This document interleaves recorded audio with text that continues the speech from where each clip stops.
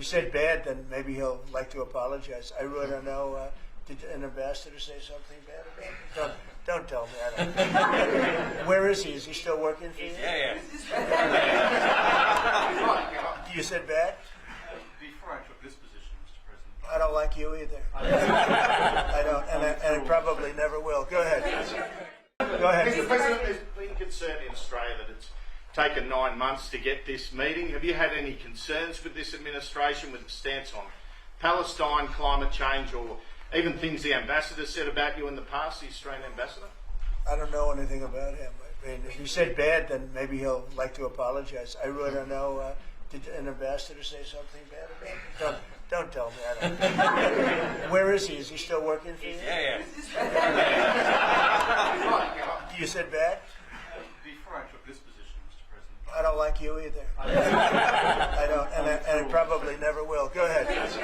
President, your Secretary of the Navy said there will be some clarifications around some ambiguities on AUKUS. Can you tell us Well, he'll get that taken care of. These are just minor details that he'll take Can care I ask you specifically on John, you're going to get that taken care of, right? Correct. There shouldn't be any more clarifications because we're just going now full steam ahead building. Yeah, please. Thank you, Mr. President. Are you now satisfied with Australia's defence investment, or do you want Australia to invest more in defence? Well, I'd always like more, but they have to do what they have to do. You know, you can only do so much. I think they've been great. They're building magnificent holding pads for the submarines. It's going to be expensive, too. You wouldn't believe the level of complexity, right, and how expensive it is. They're building tremendous docking because they have a lot of ships and a lot of things happening. And I think their military has been very strong, very, very strong. Over here, please. Mr. President, on the war that you haven't solved yet, the Ukraine-Russia situation, have you now locked in a meeting? And can you explain, just a few weeks ago at UNGA, you said that Ukraine could possibly win the war and keep its territory, but now They the could still story win seems it. I something don't think different. they will, but they could still win it. I never said they would win it. I said they could win. Anything can happen. You know, war is a very strange thing.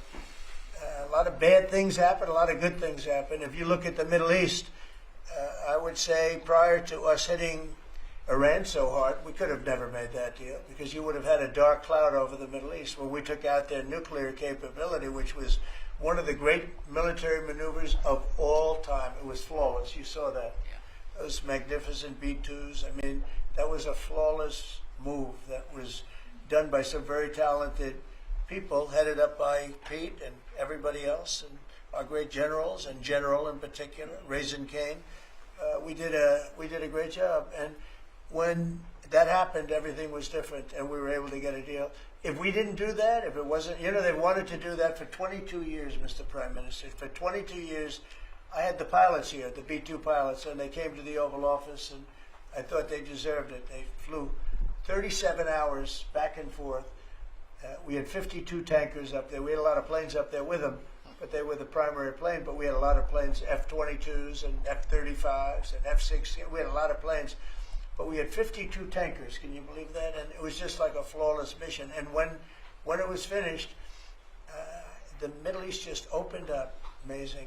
And they've wanted to do it for 22 years. The pilots came up to me. They said, you know, for 22 years we practiced this maneuver. 3 times a year for 22 years, our predecessors and us. These are now young pilots, you know, but they're older now. Predecessors practiced it. And they said, we never had a president that would let us do it, but I let him do it, and it totally opened up the Middle East. It took the cloud over we had a dark cloud over the Middle East, and now it's all, I mean, we have a little situation relatively with Hamas, and that will be taken care of very quickly if they don't straighten it out themselves, because they're in violation of their...